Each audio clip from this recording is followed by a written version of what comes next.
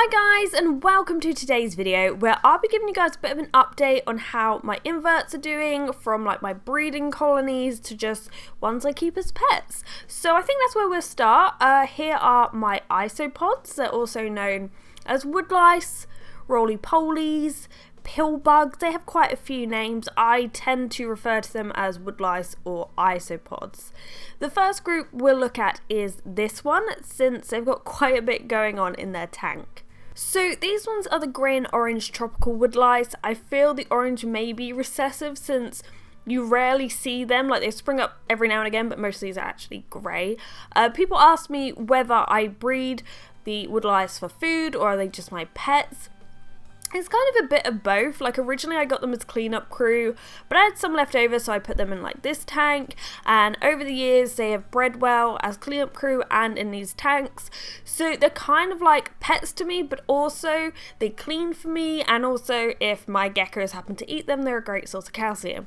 But I don't really just use them to feed any of my geckos. Talking of feeding though, something you may have noticed, there is a carrot in their tank. I originally fed them a bit of carrot, but as well as cleaning tanks, the isopods can make the soil quite fertile. It doesn't really take much, but yeah, carrot is kind of growing in here. We also have some celery, but that's kind of a combination of food and housing for the woodlice.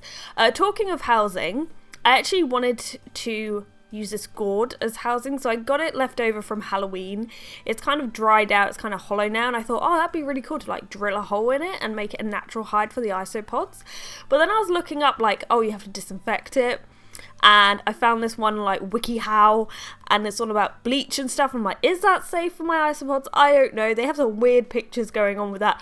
I don't know. If you know how to like disinfect it so it's safe for my isopods, let me know in the comment section below, because I think it'll make a really cool natural hide.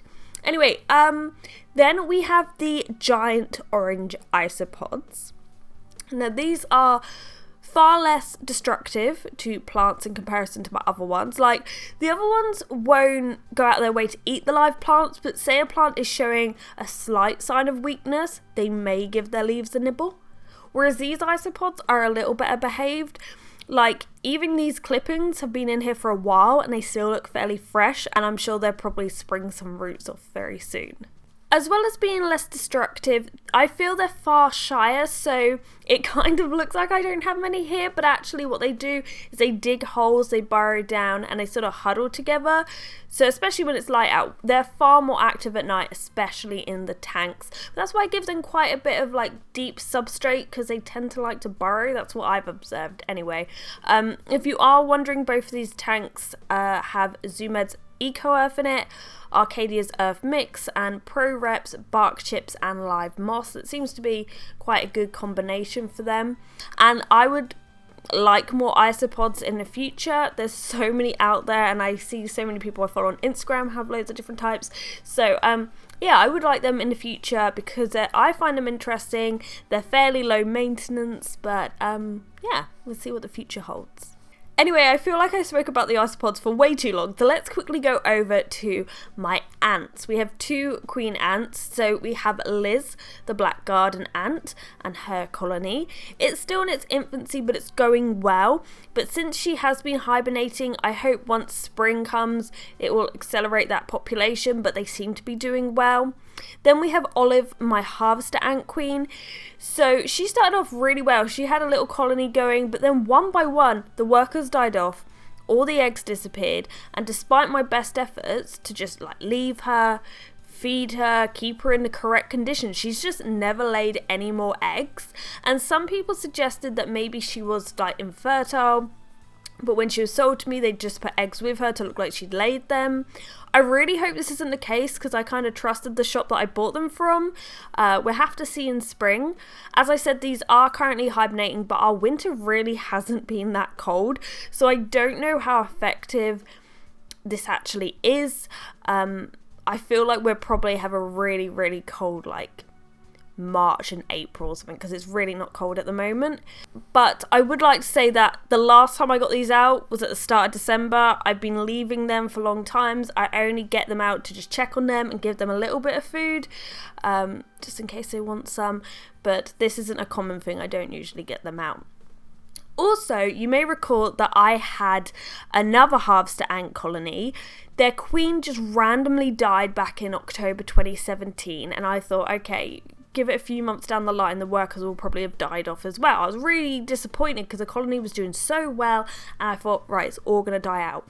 Miraculously, these girls are still going strong. Now, of course, workers do die off over time, but we still have a fair few left, so yeah, I'm pretty happy with that. Talking of workers, let's quickly pop over to my Geckos tanks. So we have a crested gecko and Chihuahua tank. They both have bioactive tanks. They have cleanup crews, and their cleanup crew consists of springtails, woodlice, worms, and actually a few stray centipedes. Now, before you worry too much, they're actually known as stone or common centipedes, common in the UK.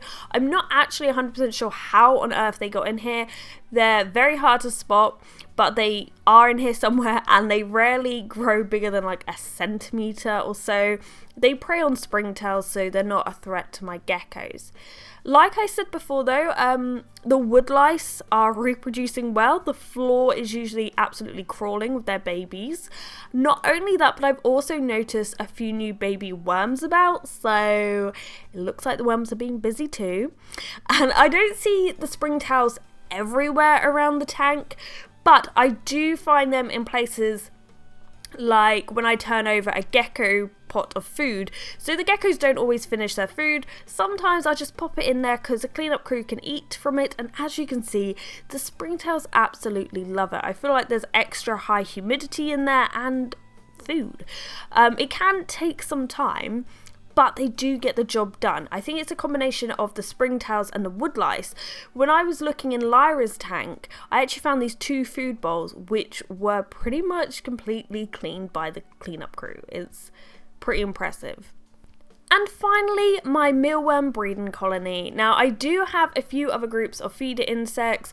I still have my morrowworm beetles, although I don't think they've really bred from what I can see, but a while back I set up a colony with a bunch of darkling beetles, which is the adult stage of a mealworm's life. They obviously bred, and these are their babies. I believe they're still breeding. I separate them from the worms once I start to notice there are worms in there. But yeah, we have a range of sizes, though I don't think they're quite big enough for the geckos yet. They're some of them are like microscopic. Like some of them in the past I have fed to my ants because they are so small. I'm using leftover earth mix arid for their substrate. I feel when I did this with oats as a substrate, they did grow quicker.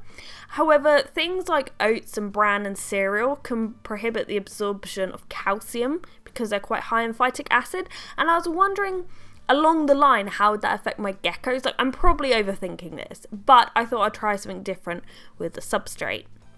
Now, when it comes to feeding them, I have found they actually prefer dried vegetable scraps. So there'll be an initial reaction when I put in their food, like when it's fresh, but they only really go crazy for it when it's really dried out. So I haven't actually been removing any of it, partly because the babies are so small that I'm worried that if I chuck any out, I might accidentally chuck some babies out too. Anyway, they seem to be doing well. It is a slow process, and I feel like by the end of this I won't want to feed any of them to my geckos because I've grown far too attached, but it is what it is. I hope you've enjoyed this video. It's a little bit different. If you like videos about geckos or bugs, be sure to subscribe. Our patron of the day is Angela. She has supported this channel for an entire year over on Patreon, so thank you so much to her. But yeah, I hope you've enjoyed this. Thank you so much for watching, and goodbye.